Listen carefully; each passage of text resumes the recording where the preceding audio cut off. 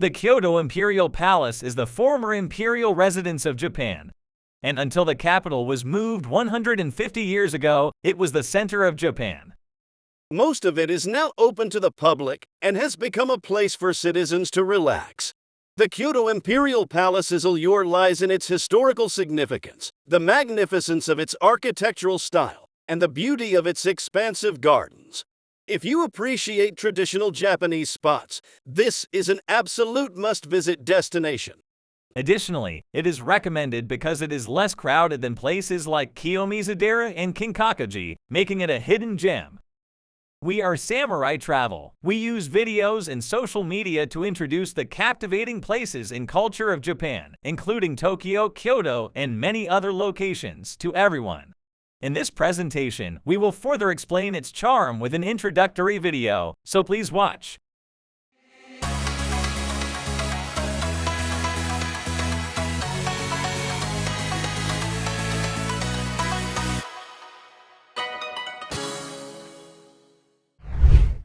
The Kyoto Imperial Palace is a city park and historical site located in the center of Kyoto.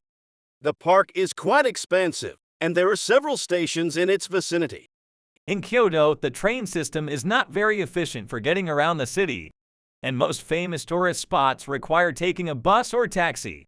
However, the Kyoto Imperial Palace is conveniently located within walking distance from a subway station. Moreover, you can reach it in just 7 minutes on a direct subway ride from Kyoto Station, the terminal station. There is no other historical site that is so easy to access. Kyoto's public transportation is often overcrowded, leading to what some call tourism pollution, which is a problem for both domestic and international travelers. But the subway tends to be relatively less crowded. Specifically, the Kyoto Imperial Palace is situated between Marutamachi Station and Imadegawa Station on the Karasuma subway line. You can get off at either station, but if you're coming from Kyoto Station, it's best to get off at Marutamachi Station.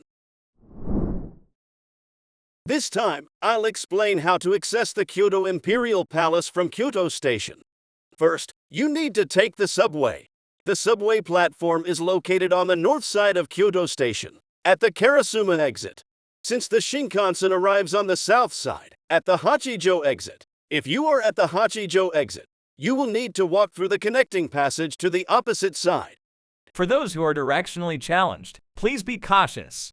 Well, currently there are plenty of signs and guidance specifically for tourists, so if you follow those, you should be able to arrive at the destination safely. Once you arrive at the Karasuma exit, use the stairs to descend underground, and then simply follow the signs to reach the ticket gates. It seems straightforward once you're through the gates. Not as complex as Tokyo. Just make sure you board the train in the right direction to avoid any mishaps. When you reach Marutamachi Station, getting to the Kyoto Imperial Palace is quite simple. First, exit the station from the main exit. You'll see the Kyoto Imperial Palace on your left. Since the palace is square-shaped with entrances on all sides, you can enter from any direction. But this time, let's enter from the west gate. Go backwards from the station exit and turn right at the corner. Be careful, the sidewalk is narrow. During this shoot, I took my time walking here, and I could feel the disapproving stares from the elderly ladies behind me. After a short walk, you'll come across a gate. Once you enter here, you're already within the grounds of the Kyoto Imperial Palace. Within the outer perimeter of the Kyoto Imperial Palace, there are 9 gates. The northern gate from here is the most famous one, called Hamaguri Gomen. History enthusiasts in Japan would recognize its name as it was a site of conflict during past wars. The bullet scars from that time are still visible, making it a coveted spot for history buffs. But its appearance is quite ordinary, so if you're not interested, you might not need to go out of your way to see it. The place where the emperor resided is called the Kyoto Imperial Palace, while the entire grounds are referred to as the Kyoto Imperial Garden.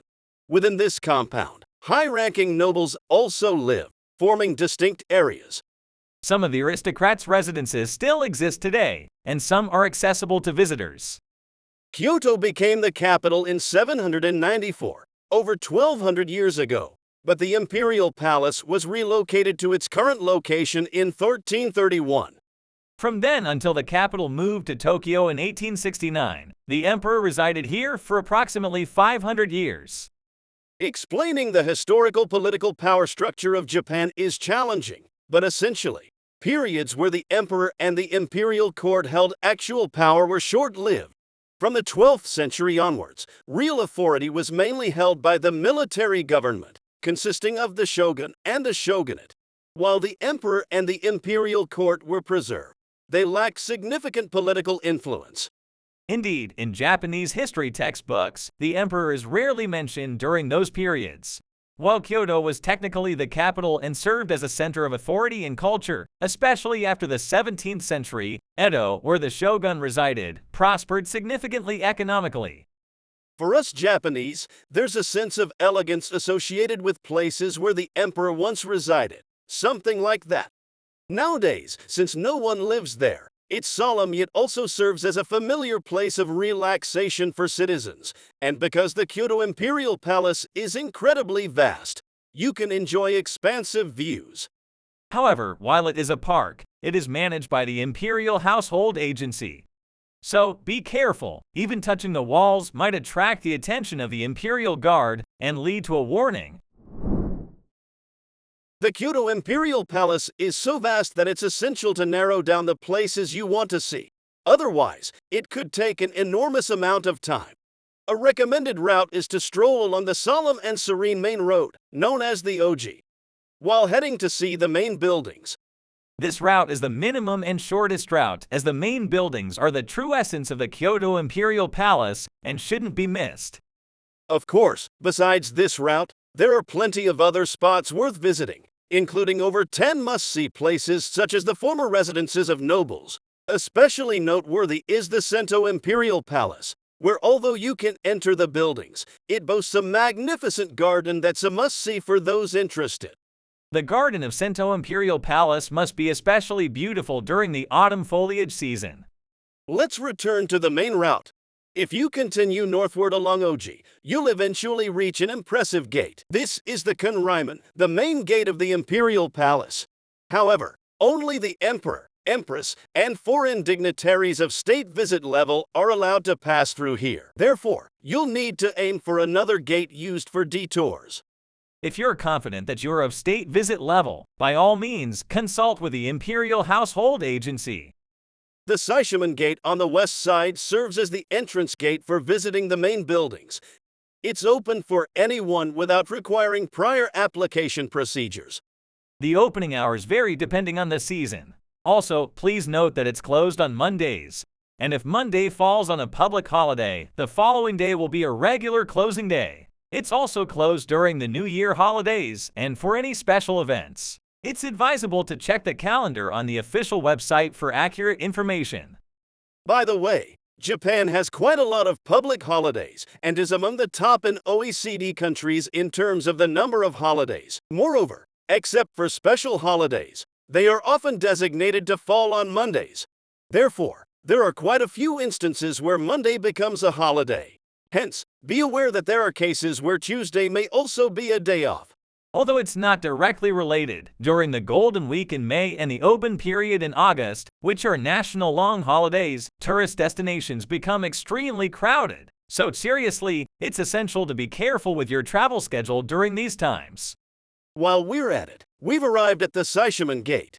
You can enter the visiting area from here. There will be baggage checks upon entry. Since these are sacred buildings, let's refrain from any misbehavior inside.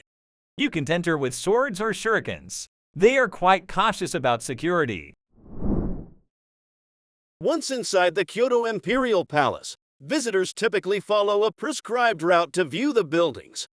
If you're just taking a quick look around, it might take about 15 minutes.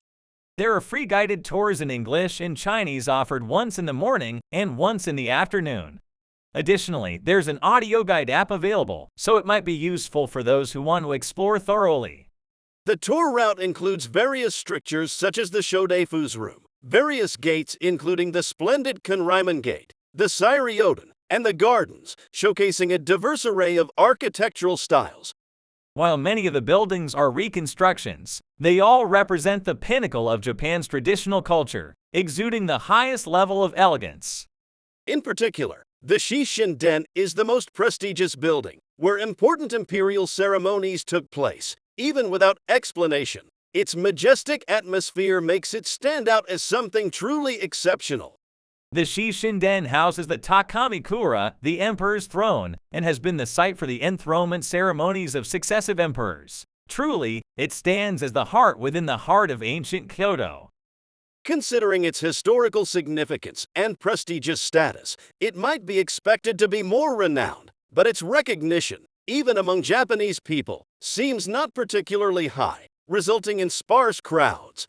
The gardens are also incredibly beautiful, well worth a visit. While places like Kiyomizu-dera and Arashiyama are wonderful, they often come with significant crowds. For those who want to deeply immerse themselves in Japan's history, this area comes highly recommended. When returning from the Kyoto Imperial Palace, it's convenient to head towards Imadegawa Station, which is close to the viewing area. From there, you can easily catch the subway to go anywhere. Another famous site not far from the Kyoto Imperial Palace is Nijo Castle, a UNESCO World Heritage Site.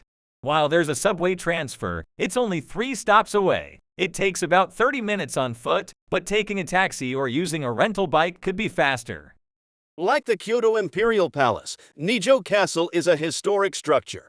It was built by a shogun family and has deep ties to the Kyoto Imperial Palace. It's an ideal combination for tracing Japan's history. Alternatively, you could also visit the Kyoto International Manga Museum, which is on the same subway line as the Kyoto Imperial Palace. The Kyoto International Manga Museum is Japan's first comprehensive manga museum. It houses materials on manga from Japan and around the world, with a collection of approximately 300,000 items. It's beloved by manga fans both domestically and internationally as an irresistible destination. It's strange to think about a palace and a manga sanctuary being so close, but the contrast could make for an interesting combination. When it comes to Kyoto travel, there are often many historic buildings and scenic spots, but the Kyoto International Manga Museum adds a unique flavor to the sightseeing experience.